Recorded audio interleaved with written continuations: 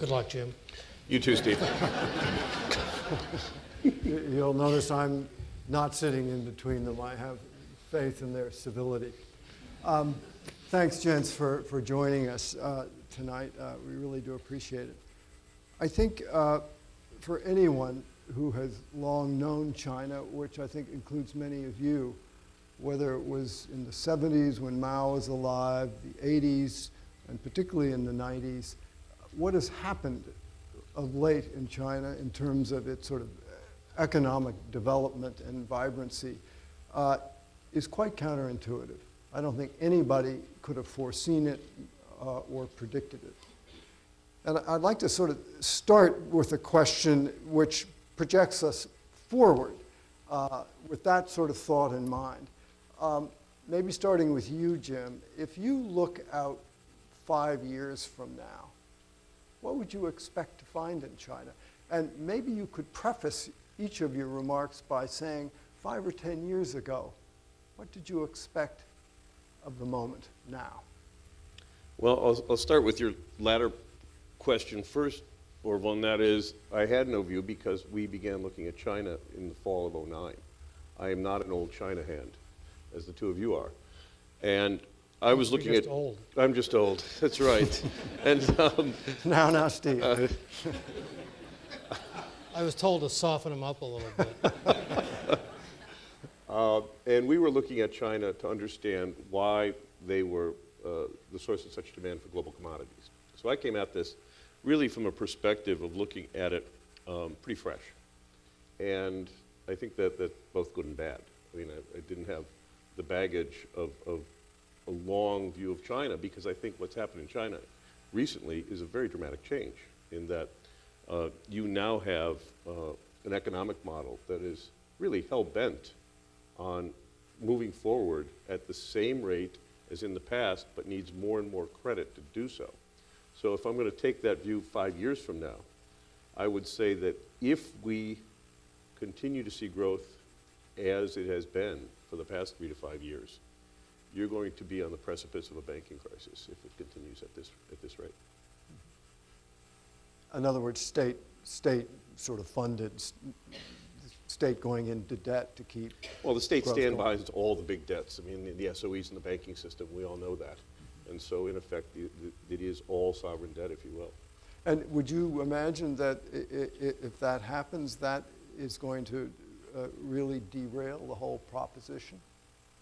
Well, my view is that the model is unsustainable, and that as much as my good friends like Steve talk about the transition to a consumer-driven economy, it hasn't happened. And so I think that more and more investment and more credit behind that investment needs to drive GDP growth, which is what the country is basically obsessed with. And one of my concerns is that that obsession with GDP growth may be China's undoing, because in fact, it is very, very much unproductive assets that are now being constructed. So if you look forward, but first look backward, 10 years ago, what did you imagine was going to happen in China? Are you surprised by what they have accomplished? And how do you think that portends for the future? Look, I've been optimistic on China. It started for me, Orville, in the depths of the Asian financial crisis. In 97, 98, I was heading up this highly ranked but pathetically inaccurate forecasting team at Morgan Stanley. And all the models we had to predict a dynamic Asian economy were failing. And it was pretty clear to me that China would hold the key to the end game of the crisis. Don't ask me how I knew this, but I operate on the basis of that hunch. I started going there a lot in 97, 98, and quickly became apparent to me that China was cut from a very different cloth. Fast forward to 2007, it was 6 years ago this month when I was in Beijing, when I heard the then Premier of China, Wen Jiabao, say that while things look fine on the surface, beneath the surface they're unstable, unbalanced, uncoordinated, and ultimately unsustainable.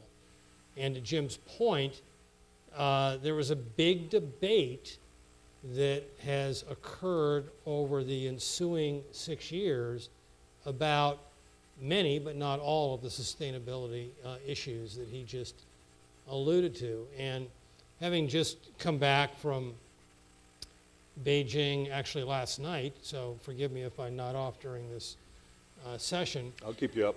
We were on the same plane last night, actually. Yeah, you're a lot better at it than I am. The debate's over. I mean, they're going to do this transition, Jim, because number one, they have to, because the external underpinnings to the export model are not working because of global problems, and because of they are very mindful of a lot of the internal instability concerns that you alluded to, and some that you didn't, but I know you're appreciative of: the environmental degradation, the income inequality, and some of the imbalances in the financial and investment sector. But, you know, I think this new leadership, they're not going to debate whether or not to do it. The last leadership was really an introspective leadership that debated but didn't implement. These guys, they don't have to debate. They have to implement.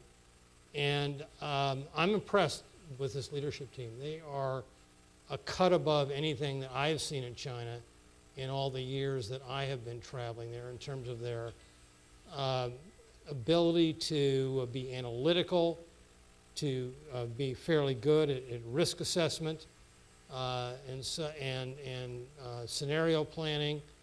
They think strategically, and so they would say, you know, you got a good point on, you know, a debt-induced investment binge, and we've got to change the model. And the final thing I'd say is they study a lot of historical precedents in helping them sort out what they've got to do. And one of the themes that was pervasive in this forum that I participated in over the weekend, the China Development Forum, which is really a unique opportunity to exchange views at the top of the Chinese leadership group, is their recognition of the pitfalls of the so-called middle-income trap.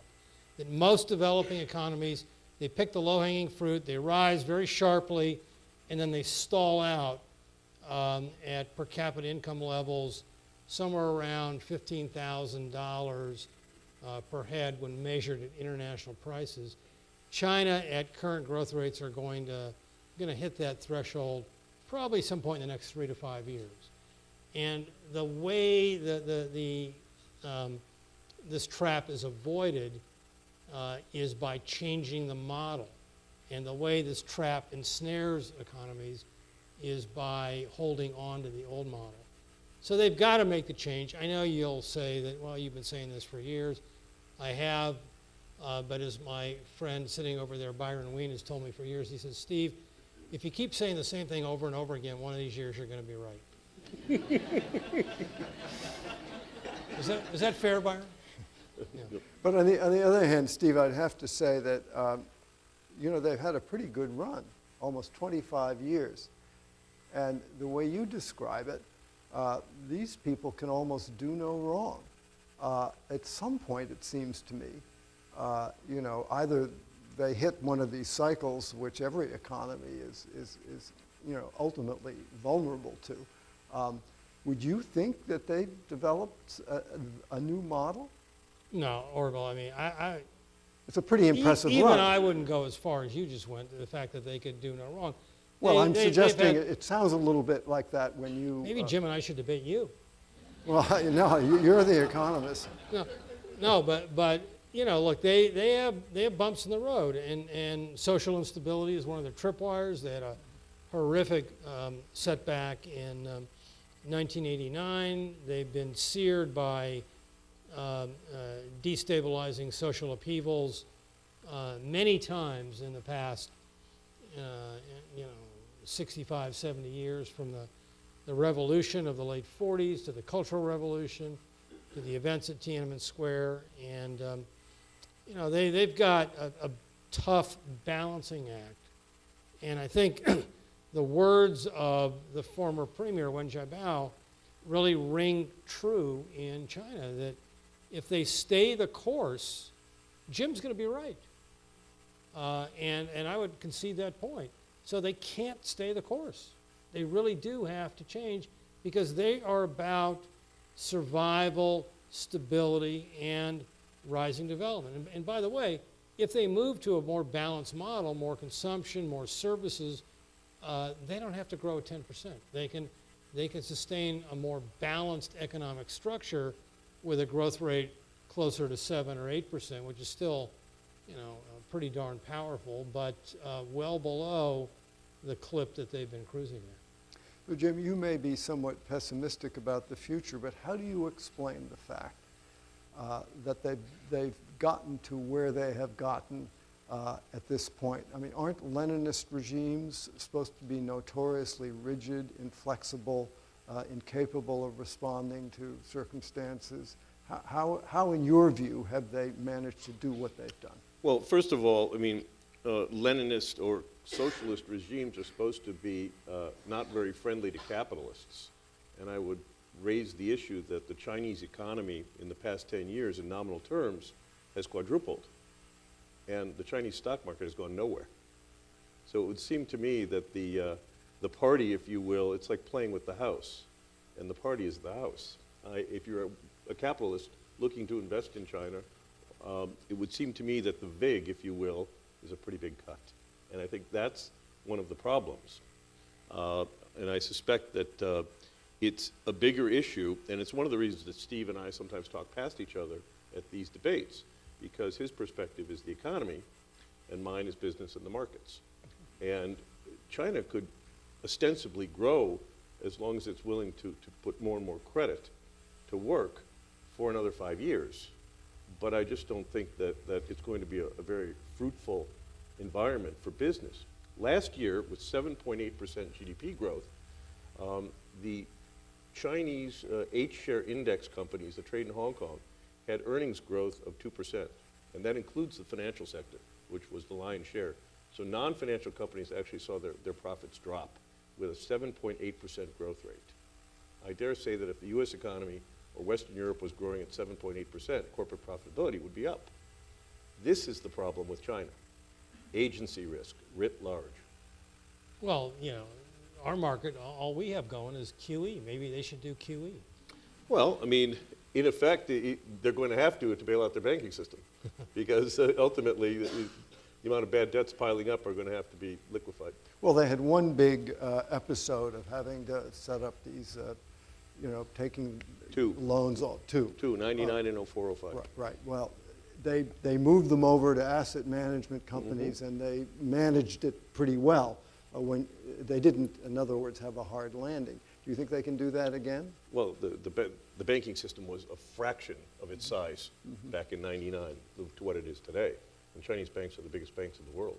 So do you worry about the debt that piles up to keep the economy going, Steve? Or do you think they can, you think debt is a good thing, given the challenges? No, I don't think debt's a good thing, but I think, the stories making the rounds about a ticking debt bomb, and there's certainly been a lot written about that in the West recently, are overblown. China does have a bank-centric system of credit intermediation. They lack bond markets and other forms of more diversified financing. They also have policies that really force households to continue to keep the bulk of their funds, given the lack of investable opportunities other than Jim's favorite investment property, in bank accounts. So as a result, their loan-to-deposit ratios in China, given the fact that there's a huge deposit base, are 65 to 70%, which is very low by pre-crisis standards for other banking systems. But that's highly misleading because most of the corporate bond issuance in China is bought by banks.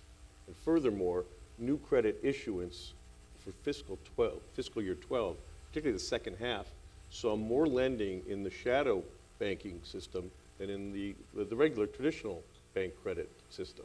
So the new Very high rates. very high rates, and so you're getting almost a disintermediation of the Chinese banking system right now as we are Well, sitting you here. know, shadow banks are something that we're all familiar with. I mean, you're part of the shadow banking system, right?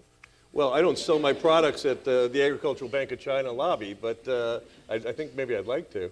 No, but you know, this is a big issue of discussion in China, and I think the government has been pretty transparent in voicing their concerns over the sharp increases in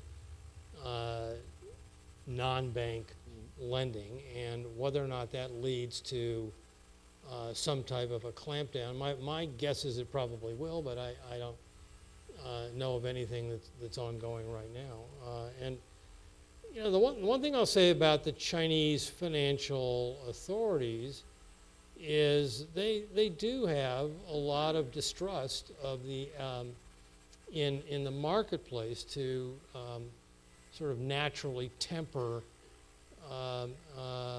excesses, and so they do tend to move with a fairly heavy hand to try to maintain financial stability. They've done this repeatedly in the property market. There's huge demand for property, so you know the market goes up a lot and then settles down and goes up again. But they're fairly aggressive in dealing with loan-to-value ratios, and more recently, of course, they introduced this capital gains tax on short-term windfall sales for residential property. And they've been very cautious in adjusting their currency and opening up their capital account. They just don't want to take the types of market risks and financial risks with their system that we in the West have been inclined to do for a long time. How do you two look at what is referred to as a property bubble, and yet it has been referred to as such for a number of years, and still it seems to inflate, and still in some ways, we always have to watch going forward, they seem to grow into their bubbles. Do you agree that that seems to have been the pattern in the past? Well, I think again, Orville, it's a sense of magnitude. Growing into your urbanization story is what you're driving at, is one thing 20 years ago. It's another thing today. And in fact, much of what, and Steve and I've debated this, much of what now constitutes urbanization is not peasant farmers from the middle of the country moving to Beijing or Shanghai, but it's the urban environments expanding outward. Often with immigrants that are... And so, in effect, that's really what's beginning to capture a larger and larger part of the so-called 15 million people supposedly every year that are becoming urbanized.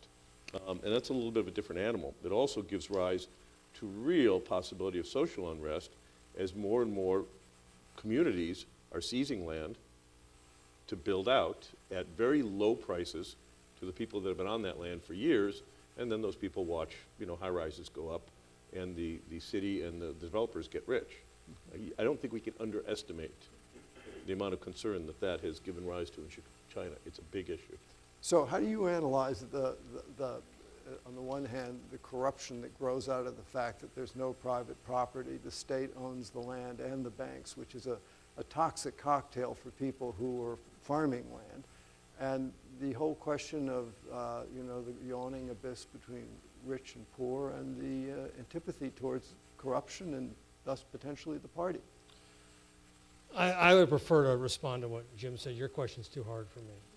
Well, it's a really vexing question for No, but the powers that be. I'll come back to that. But let me just comment on urbanization, because I think if there's one issue that we really do differ on, that's a key issue, Jim.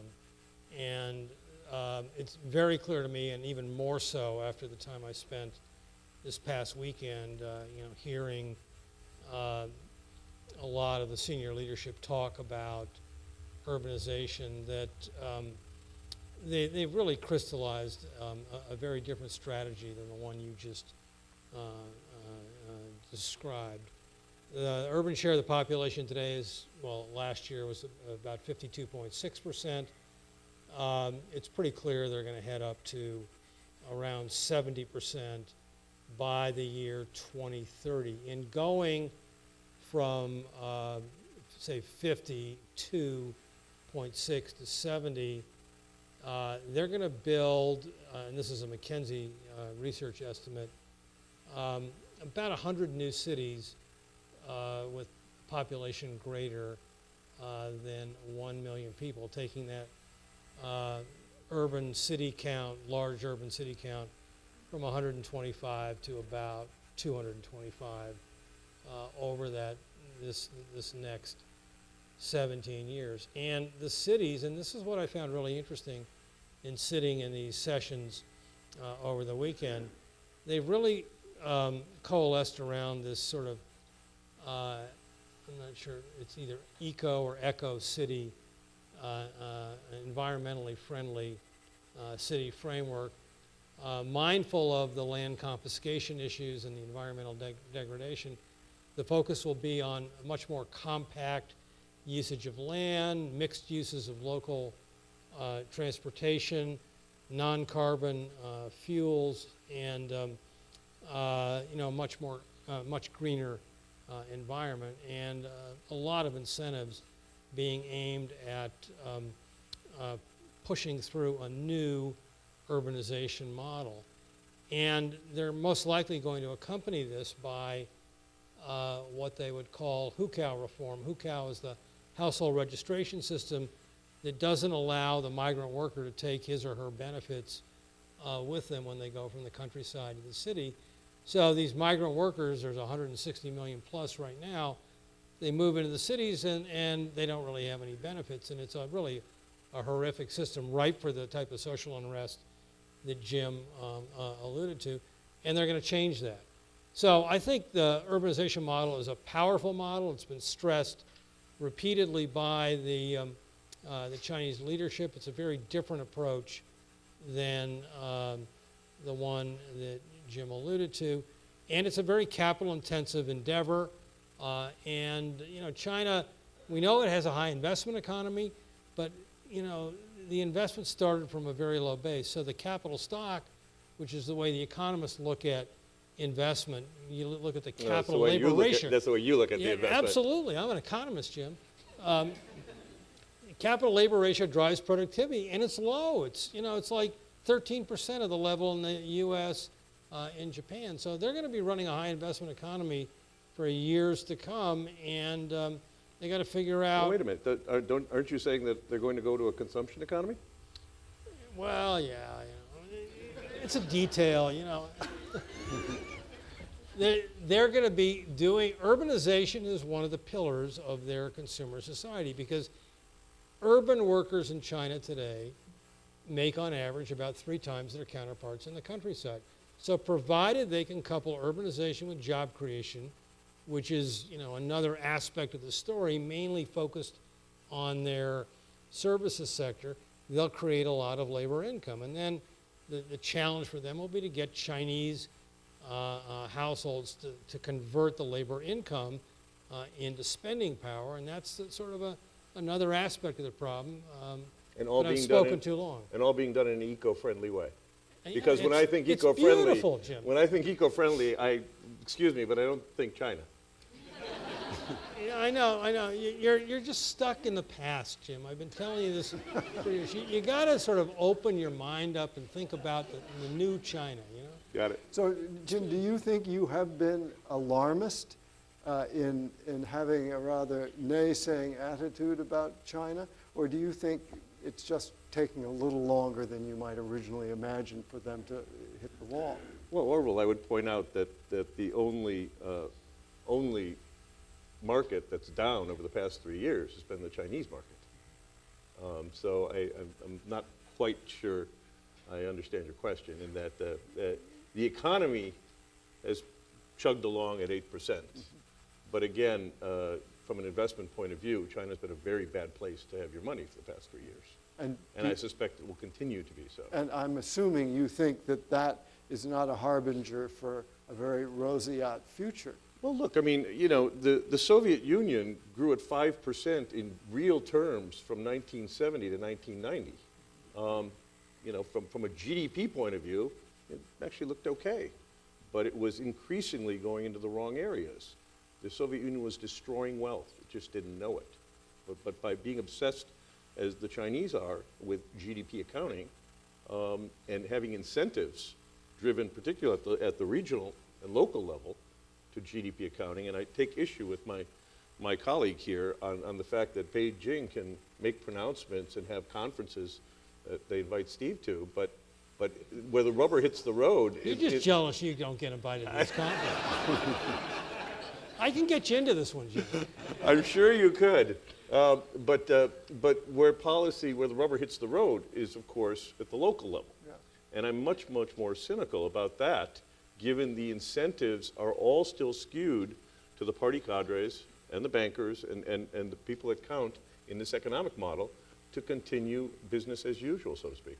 So do you But Orville, that gets to your earlier question that I Well, ducked. good, I'm glad you're getting back to it. And that is the corruption issue, because this tension between the economic model and the corruption that does exist and that is pervasive at the local and provincial level is what I would say is the biggest hurdle that China has yet to really And now they've overcome. assigned perhaps their most able financial person to deal with the question of corruption. Yeah, no, Wang Xishan is the guy you're talking about. He's a member of the top 7, and he's somebody that everybody in the West claims they know very well, and in many respects that's true. He's had a terrific record in the financial area, but he's now been put in charge of dealing with, quote, discipline, therefore corruption. And it's a thorny issue, but if anybody can address it, he's a very gutsy guy, and he's been floating some ideas on disclosure of That'll do it. senior officials. And you're an expert on reading disclosure statements. You should love this. Excuse me if I have the image of Claude Rains going into Rick's Cafe during Casablanca, shocked that gambling is going on. I mean, come on. To attack the party corruption by putting a party official to look at it, I think even you're not that gullible, Steve. Well, so, Jim, do you think that the system as it exists fundamentally is dysfunctional? I mean, with state-owned enterprises, state-owned land, state-owned banks. I mean, do you think that they could actually reform this system? I mean, as I said before, I think that the state takes its cut, and you have to understand that. If you're an investor or businessman dealing with China, that is one of the costs of doing business, and it is a reasonably large cut.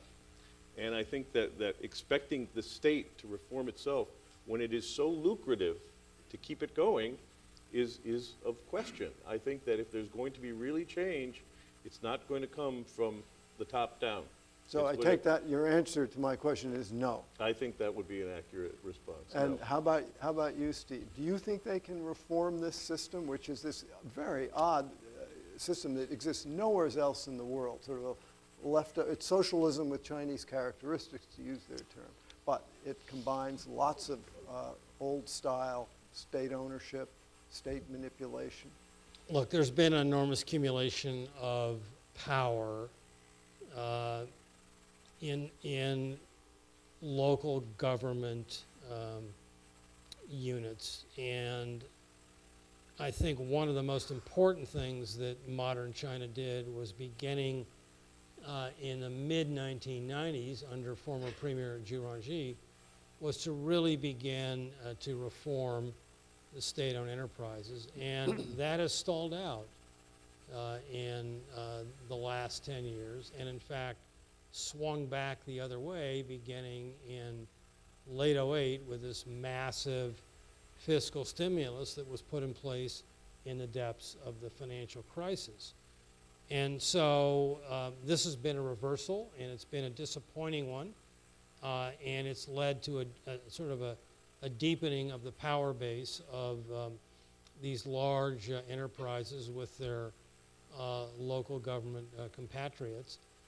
And I'm actually hopeful. I won't say, I think confident is too strong a word, that Beijing, and especially this new leadership, and in particular the guy we mentioned before, Wang Xishan, is going to be tough enough to at least move the pendulum back in the other direction, at a minimum, back to where it was pre-late 2008, and hopefully further back toward where it was, by the late 1990s. So you don't see the configuration of power holding, all of the state control and ownership of things as a fatal flaw that really needs to be changed? I see it as unsustainable, put it this way. So you agree with Jim? But I think He's been agreeing with me all night. I think it's definitely going to be a strong impediment to the type of more balanced consumer-led model that is accompanied by this relatively free and open internet-connected society that the government needs to address sooner rather than later. I think you'll see a lot of high-profile cases where local officials and possibly even some executives at state-owned enterprises are called on the carpet for practices that are judged to be inappropriate in the model that would be judged as more sustainable for China in the years ahead. So I don't see, I'm not like Jim in the sense that I see this corruption problem spiraling out of control and deepening. I see it as a lightning rod for change. Jim, what role I know you follow markets largely, but markets always exist in the context of a political system. Sure. And how do you analyze the old verity that open markets must be accompanied by a more open political system to get maximum kind of health of a societal entity? Well, I think we're seeing some of that, Orville, in what I quoted before, in that the economy has, and economic growth as defined, has decoupled from market returns and I think for investors. And I think increasingly that will be the case going forward for the next few years.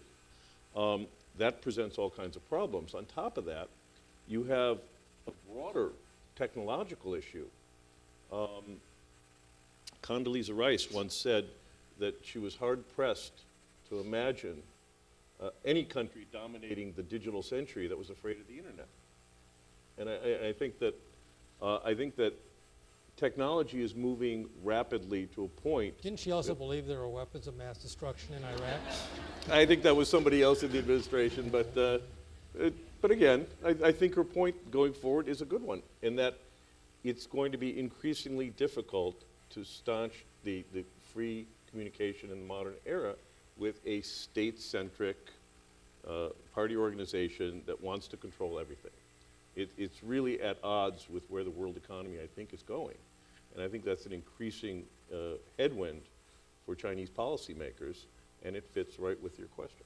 Are you surprised they've done as well as they have, given the circumstance that they live with? Well, again, it's how you want to put your economic model forward. And if you're willing to continue to just build, and not worry about the costs of all that building going forward and the returns, you can grow at very rapid rates, as Steve indicated, from developmental economic model theory for a while. But inevitably, you run into constraints. And I think we're hitting those constraints sooner rather than later in the case of China. See, Orville, let me just stop at this point. Because if there's one area where there's the sharpest distinction between the two of us, it's what Jim just said. If if they stay the course. I earnestly believe that the model is going to change, and it's going to change very, very quickly. And I think over the next 2 to 3 years, you will see material signs And of a shift. what would you look for to say that you were right on that? I'd look for the reform of the residential permit system, the HUCAO. I'd look for measurable signs that the urbanization model is changing along the lines that I outlined that you're so skeptical of.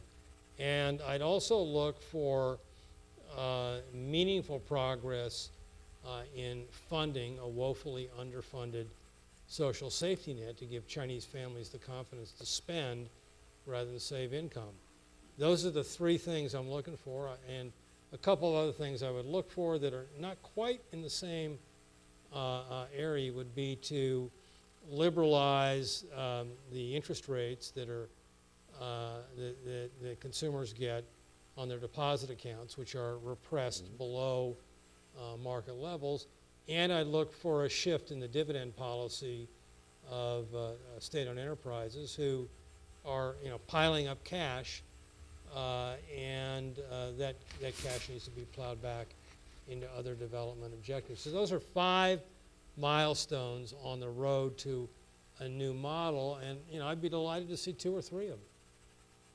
Do you two think that the new leadership, which we don't know a tremendous amount about yet, but we do know that it operates much more on a consensual basis, which mitigates against 1 or 2 people making very bold sort of taking policy initiatives. Do you think that's going to enable them to do the kind of changes that I think both of you agree have to take place for this proposition to stay seaworthy? Well, let me just comment on one aspect of that, and then Jim can follow on. The guy that strikes me as the real sleeper in this is the new premier, Li Keqiang, who I did have an opportunity to spend time with this past Monday afternoon in Beijing. I mention him because last year, just about a year ago, there's a massive new report that was co-written by the World Bank and the Development Research Center of China called China 2030. And I recommend it to all of you. It's like a 450-page book. If you want to read one book about the next China, and I'm going to send you a personal copy because I don't think you've read anything about China. This is the blueprint for what China's got to do to change the model. It goes through literally everything from the old structure, the state-owned enterprises, to the environmental issues, to urbanization, to the social security system, and Li Keqiang was in charge of the Chinese team that wrote this report. So he knows the roadmap. He knows the blueprint. He brings a level of expertise to economic problem solving that China has not really had ever. I mean, my favorite premier, of course, was Zhu Rongji, who operated from the gut and had a brilliant strategic mind, but he really was steeped in the old sort of central planning mindset of the State Planning Commission. Li Keqiang is a much more modern thinker. And if I had to describe this leadership team, they are modern. But it's easy to know and hard to do. Yeah, it's a fair point. Yeah. And so ultimately it boils down to guts, courage, and being able to, to take on those vested interests that we've alluded to Jim, earlier. you're shaking your head. Well, this gets back to take Steve's term, a major difference between our point of view. I simply don't believe, with or without an 18-year plan, that 7 guys in a room can manage a modern economy with all its diversity and all of the challenges of the global marketplace and always get it right. That market prices and market forces ultimately do a better job of that. And I know you're going to say, oh, what did that do in the U.S.? But I would still say that... Me? Because I've heard you say it. But that central planning light is still central planning. And I think ultimately it sows the seeds of its own demise. So you think the system, the so-called model, the is fundamentally contradictory It's and broken? fundamentally contradictory to the 21st century, yes. That's why I'm going to send you this book, because the book, the book doesn't talk about 7 guys in a room doing it. The book talks about the transition to the model that you don't want to accept as a likely outcome of the challenges that China is going to address.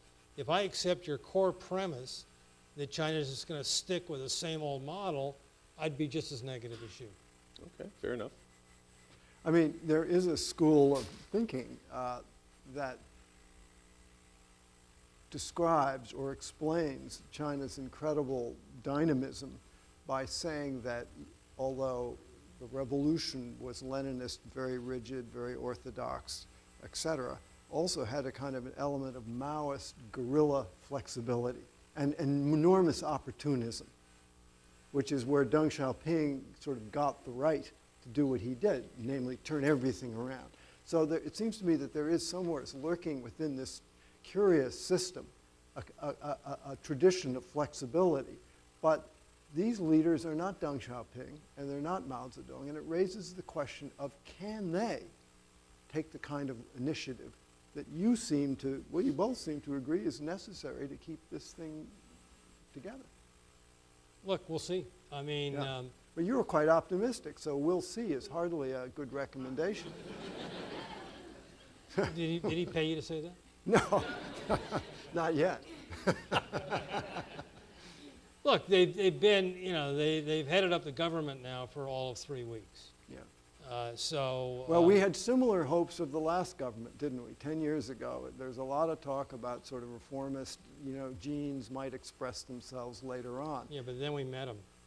Well, we didn't meet them. I think Hu Jintao did not give a single interview to a foreign reporter in 10 years. And you think these guys will be different? They're already different. Yeah.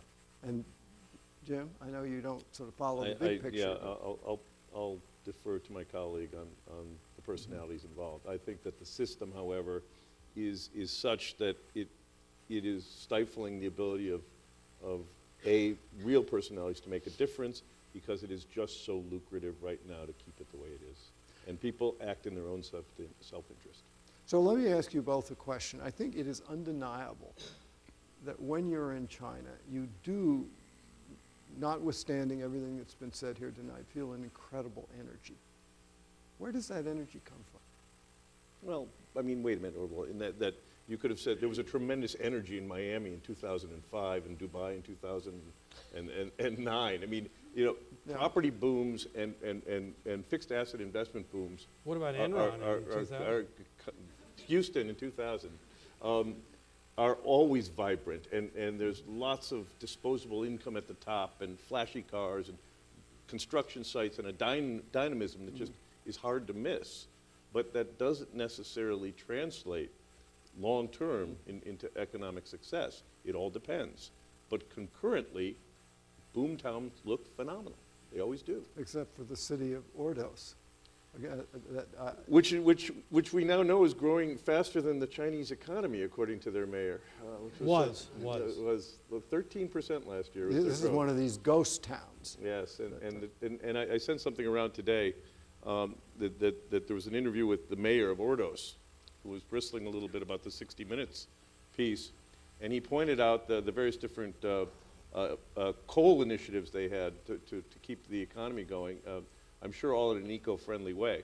And he then... Actually, Jim, there is one of the world's only liquid gas facilities by Shenhua Coal Right. in Ordos, which is Carbon capture and sequestration. which is the thing most as well. eco-friendly way to extract coal ever known to man. I wish we had some here. Right, well, I mean, coal is not eco-friendly no matter what, any way you handle it, but forgetting that for a second. Clean coal, boy. Yeah, clean coal, okay. Jumbo shrimp, too, I understand. Thank you, Forrest Gump. But at the end of this interview, he said, and we grew our GDP 13% last year in 2012. So if Ordos which is still empty as a city. And in Mongolia, and wholly dependent upon coal, and the benchmark Chinese coal price was down 24% last year. So if they can grow 13% per annum, what does that tell us about Chinese growth figures? And I believe that by their accounting, they grew 13%. What do you think it tells us? Well, I think it tells you it's misleading as all get out, because in effect, it doesn't capture the future write-offs of assets in the banking system, whatever, that you're going to have to do. Okay, but Well, let me Orville, point let's out. just go Wait, back wait, to- wait a second. Let me just, they have, and I want to get you to respond to this, they have laid down one hell of an infrastructure with all the state investment. Yes? Is that worth anything? Well, it depends. Especially if, like I drove down the FDR to get here tonight. I mean, it was not pretty. Well, that was built during FDR's time. It's, We had a few opportunities to, repair it. Well, in the meantime. let's just see if these roads and buildings hold up over 30 or 40 years, too. I mean, the inclination might be that the construction quality there is not quite what it is in the West either, to be fair. Well, we'll see. But look, you asked a really important question. That is, where does the energy come from? And I think, it comes from a nation that around the middle of the 1970s was on the brink of catastrophic failure. Aftermath of the Cultural Revolution, hugely destabilizing transition after the death of Mao. There was a compelling case that China would fragment and splinter, and the nation was really in a state of abject poverty. In the span of 30 years, you may not like the way they did it, they've gone from night to day.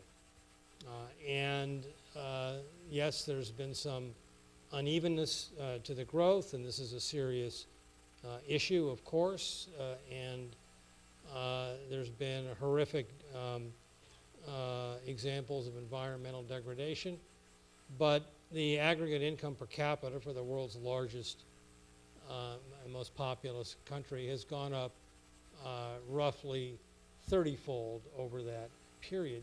There's never, as somebody who's studied economic development for a long time, there's never been an example of that type of extraordinary improvement in the prosperity of a large, once impoverished nation. and it And the defied Chinese- all conventional development models. And the Chinese are understandably proud of this, and many people in China are, of course, alive today who have vivid memories of what it was like before.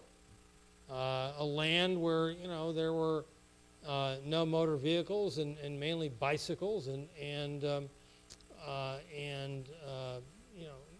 extraordinary shortages of most of the things that we take for granted, and even the Chinese take for granted today, was just striking. So the energy comes from where they've come from and what they've accomplished, and yet, there are the question marks that we've raised this evening about whether or not that's sustainable, and what happens if Jim is right or others are right, who, this thing goes the other way. And it's not just the 7 guys in the room. The leaders, whether they are in the business sector or in the government sector, are very mindful of these ups and downs and sharp outbreaks of instability, both economic, social, and political, and are fixated on doing whatever they can to avoid that and staying the course. Final question before we open it up to you all. Do you think they'll be able to stay the course for another 10 years if these leaders do what Steve says? Well, if they implement the programs that Steve talks about, and indeed we see a transformation from fixed asset investment, which is 50% of the economy right now, to some number, 2/3 or half of that, with consumption beginning to fill the rest based on the policy measures he's talking about, then it will be an unbridled success. There's no doubt about it. economically. I just don't see any evidence yet, and maybe it'll come, that it's happening. And in fact, it's gotten worse over the 3 years I've been looking at the economy. I've not been looking at the economy for 30 years. And it's undoubtedly the Chinese economy has been remarkable over the past 30 years. But let's be fair, this is the same party that got them from 1949 to 79 in that bad place. And this is a tremendously industrious populace coupled with an incredibly rich culture that has been constantly held back by leadership, whether communist or emperors or whatever, in the past. And I think that they deserve the leadership that will truly unleash a lot of the potential of China that is different from 7 guys in a room. And I guess that's where we differ dramatically. And I'm just not so sure, given incentives and vested interests, that this transition to a much more liberalized, market-driven form of state capitalism is going to happen. Okay, I mean, there's a tremendous paradox, of course, in all of this, that the same Communist Party that, as you point out, brought us the first 35 years, brought us the second 35 years, which are really sort of inversions of each other. Okay, let's have some questions Didn't we from say you the all. same thing about the U.S. Congress? I would say some you don't other have to things answer about that. the U.S. Congress, but it's a different situation. Okay, wait for the microphone right here, you on the aisle, and because this is being webcast, so we can get your voice. Thanks for your comments. Can one or both of you just comment on the? Yeah, would you identify yourself? Yeah. Hi, First, Vincent McBride from Lord Abbott. Steve, after the big monetary and fiscal stimulus in '09, it seems like the Chinese government has tried to slow down monetary growth. Last year, the mix between the bank-controlled financing and the non-bank controlled financing, the mix is enormous for the second largest economy on the planet. Do you think that they're actually in control of the shadow banking movements? No, I don't think they're in control of them now, and I think that's a message that's been telegraphed by the Chinese finance minister and the central banker, and I would certainly expect to see regulations introduced reining in the credit expansion of the non-traditional non-bank assets, and this is a concern. Lost Jim on that question? Well, I mean, the question brings up a good point. Non-traditional financing was over $1 trillion US last year in Chinese market. So these are big, big numbers. And at very high interest rates to borrowers who could not basically get regular bank credit due to lack of collateral or other factors. And I think that it's even accelerated so far in 2013 as percent of lending. So they're trying to get their hands around it, it's clear from what we see. But I think because it's not in the normal channels for which the state regulates cleanly, like the commercial banking system, it's going to be difficult. And if you get defaults in bank-sponsored products, for example, will they be paid off? Will they not be paid off? Who stands behind this credit? There's going to be a lot of unanswered questions if things go bad. And it seems like it's ballooning more than Very quickly. more than shrinking. Okay, next question right here on the aisle. Yeah. Hi, Orville. Hi, Stephen. Hi, Jim. My name is Victor Shi from ESG Carlo Group. Just a couple of quick questions for Stephen. So credit to GDP ratio now is over 220% if you count the shadow stuff. If for whatever reason China fails to rebalance, if credit continues to grow faster than GDP, whether it be because the mayor of Tianjin is now vice premier of China in charge of planning, or for whatever reason, at what point, at what level of credit to GDP ratio would you say that, even for me, this is too crazy, this is too high, and China is on the verge of, some kind of financial crisis?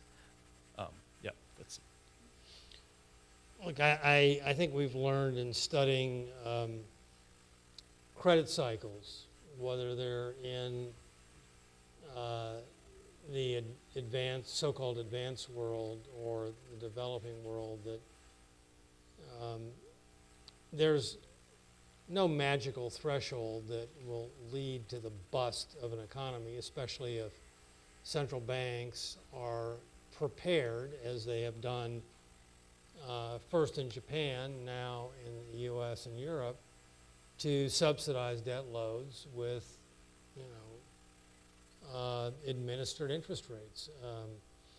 Here's, Jim so critical of 7 guys in a room coming up with prices. I mean, we've got how many guys on the FOMC voting every month to artificially set the price of the benchmark policy interest rate. We have a new prime minister who's in Japan, who's ordered the Bank of Japan to do the same thing, and we've got ridiculously low sub-market interest rates in Europe. So I don't focus on the so much on what level the stock of debt to GDP is going to drag down the Chinese economy, especially since China is a long way from deploying monetary policy in a way that could follow the same approach that has been used, an approach, by the way, that I'm very critical of in the developed world. Comment, Jim? Nope. Okay, a third guy in here, yeah. Javed Khan, I'm consultant with the World Bank. And I would like to ask that, as we know, China has become the largest trading partner of not only United States, of almost every country in the world. So given that background, if I subscribe to the analysis of Jim Chanos, that the future of China doesn't look rosy, in that sense, what will be the consequences for the US economy? And if they will be disastrous, then in what sense US policy planners could help or enable Chinese to do something, or the Chinese leadership is incapable of listening to us for political reasons or others? Good question. Jim? A couple points on Chinese trade situation. First of all, the gross numbers are indeed large. China, as percent of GDP, exports are roughly 37% and imports are 34%. The net number has dropped, as you probably know, over the past 5 years from 12% of GDP to 3%. But the gross numbers are dramatic. But you have to be a little careful. Those two numbers are linked more than you think, because much of what's imported is manufactured then exported right back out, and so they are tied somewhat.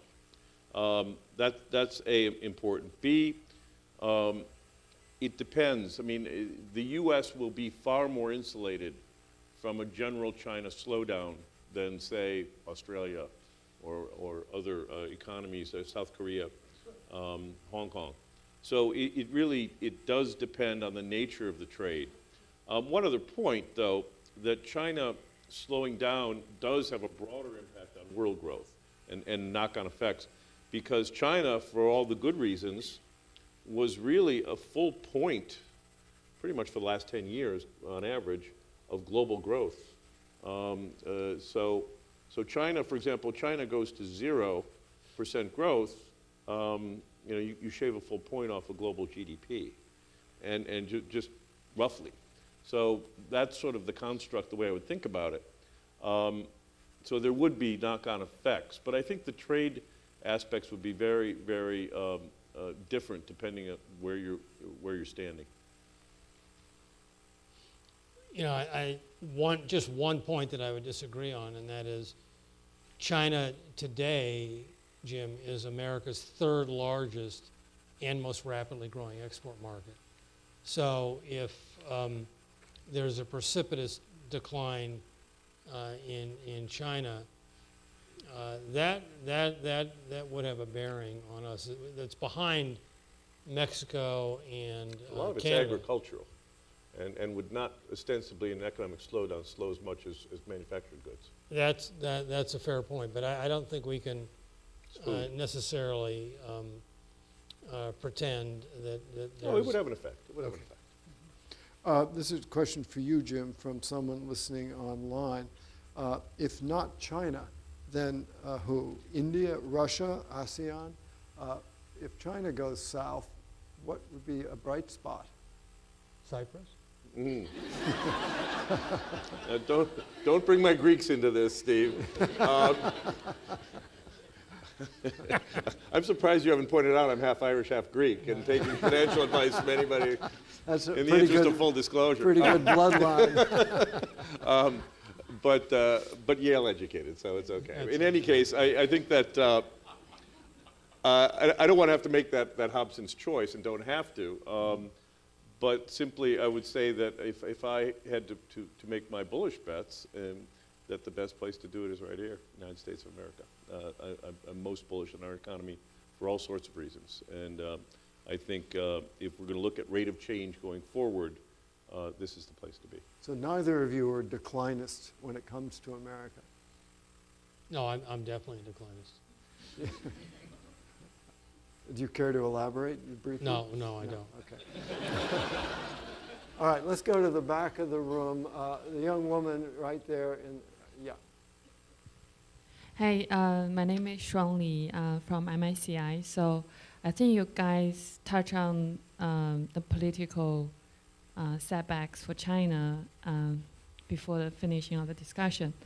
So here is my point. So I think most of Chinese understand that we want democracy in the country. But the problem is it's a huge country with probably 1.3 billion people. And on top of that, you have different races, different culture, different dialects. So, I mean, you can think of problems in terms of the current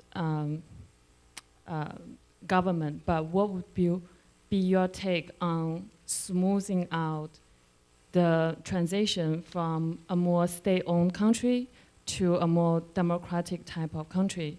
And there is a report that Jim, I think, mentioned that the governors are thinking in terms of what they are doing in terms of transition. Is there anything they touched on the government restructuring, or what type of local government restructuring they're thinking in terms of more democratic reforms? Thanks.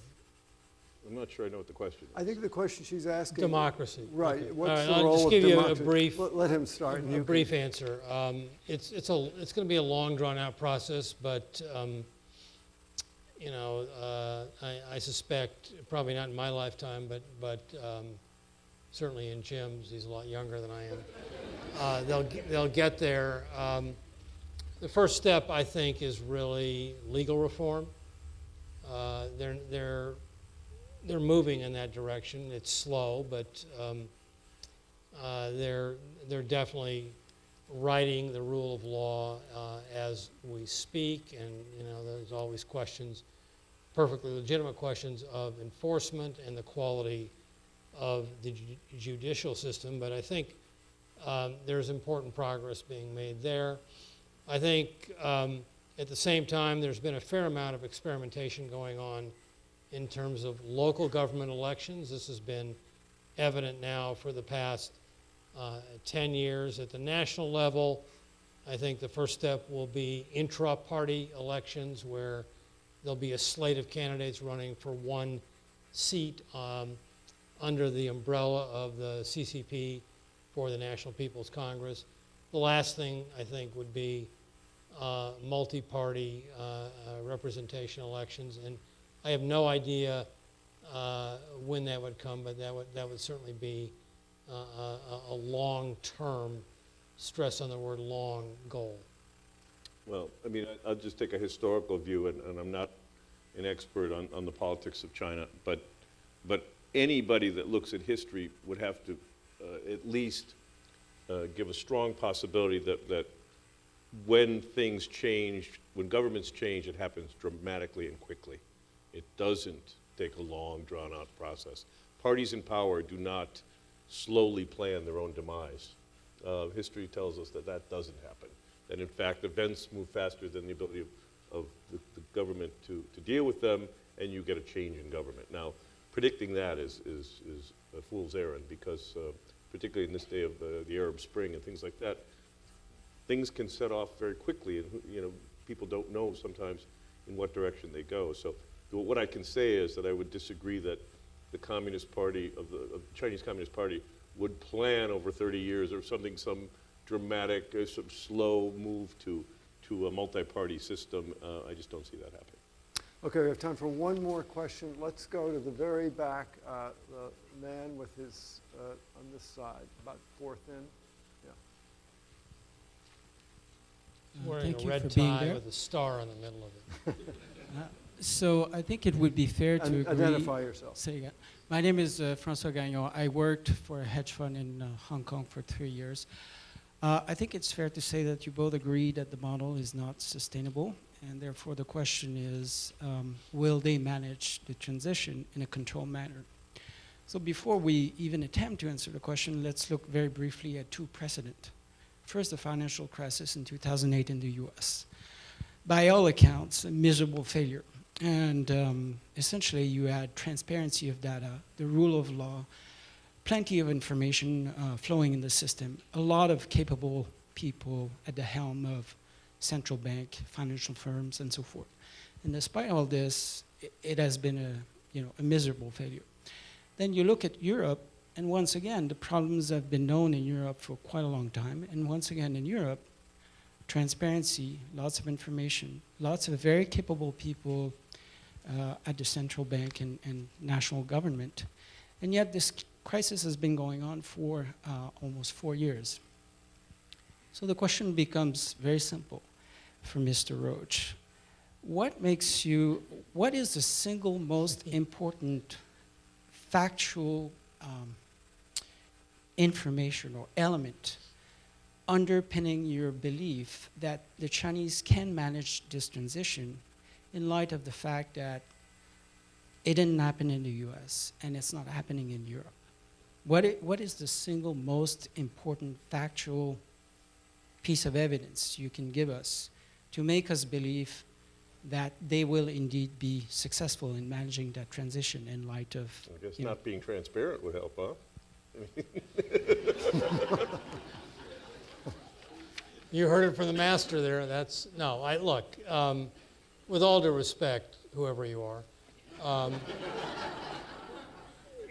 the examples you gave for the United States and Europe are really not pertinent in rendering a judgment on the ability or the inability of China to deal with issues. The one thing I would say is, and I've said this, and I just stress something I said earlier, is unlike officials in the United States or Europe, the Chinese are much more fixated on maintaining stability, whether it's financial, economic, or political stability, than the officials in the United States and Europe were with their ill-conceived experiments in promoting asset bubbles or European convergence plays.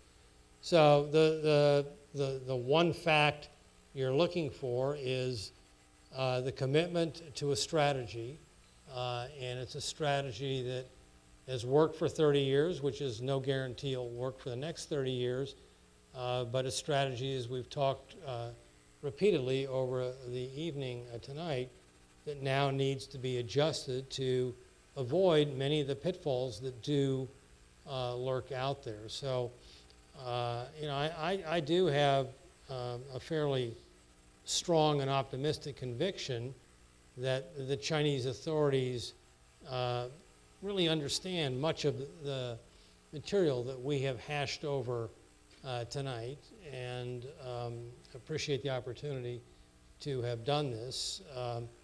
But none of this is really new to them, and these discussions we're having about debt and property and imbalances and stresses and strains are topics that are very much on their mind. There are no deep, dark secrets that all of a sudden are going to come in from out of the blue that are going to clobber Beijing. And so it boils down to some of the questions we alluded to earlier. Does this new leadership team have the guts to change? And they've been in office for 3 weeks, and we'll know soon enough if they move ahead to implement the types of policies that we've addressed this evening. Well, assuming that they are aware of the problems, you think they're different enough from other countries who, our questioner presumes, fail to be able to act in a rational way? If you're asking me, do no, I think I'm China's asking him. different than? Oh, you're Yeah, asking yeah. him? Okay. Well, I mean- I'll let you No, it's fine. follow. I mean, the one difference, of course, is that at least in the United States and in Europe, you can vote the rascals out. And you do not have that. And look what we've gotten. Well, you get worse rascals, I guess. But there's something to be said for accountability. And we can talk about central banks and their accountability as a separate issue. But I think that at least the populace feels that it has, when challenged, it has a way to vent its view on policy. We don't have that in China. So we're dependent upon, back again to the idea that the 7 guys in a room and the mandarins, so to speak, around them, have it figured out, and we'll figure out a way to take this tremendously large and complex, increasingly complex economy, totally hooked on credit, into a different way and based on reforms. The jury's clearly out. And yet, Steve, China does not have much of a tradition of doing it otherwise than guys in the back room. Well, again, you have to reach the judgment, Orville, as an analyst, as to when China is prepared, and I think Deng Xiaoping said it best, to really let go. Or actually, it was Zhu Rongji who said that. And he let go in the mid-90s. He led the way in letting go of the ironclad power that state-owned enterprises had on the economy.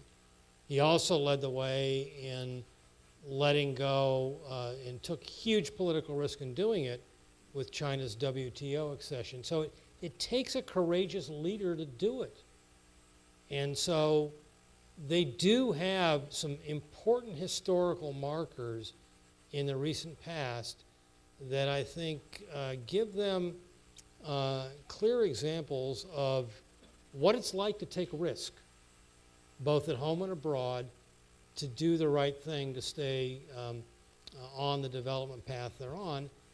And my message tonight is they know that the criticism that Jim and others have raised about the old model is right. They're not taking the other side of it. So they've got to change. And so it's going to take a Zhu Rongji-like courageous effort on the policy front to orchestrate that change. And we'll come back here and keep doing it. Why don't we come back in 2 years and see how we did? We're happy to do it. Thank you, sir. And thanks to all of you.